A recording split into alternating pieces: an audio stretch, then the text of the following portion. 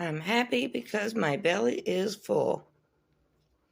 Paris, did you eat? And your belly's full. I'm a good girl. Yeah, Mommy loves you.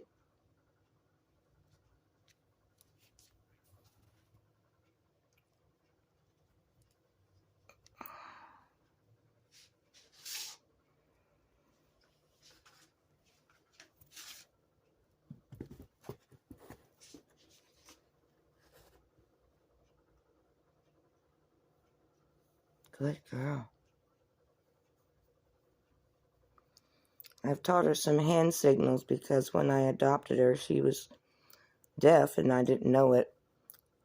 And my veterinarian confirmed that she's completely deaf.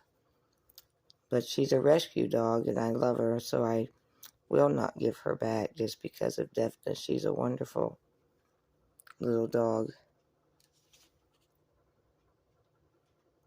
So I've taught her basic hand signals. I put my hand down for sit and just out for stay. And I pet her on the head and tell her, good girl. So yes, I talk to her. She can't hear me, but she can see my lips move and they know when you pet them on the head. She's a happy, good girl.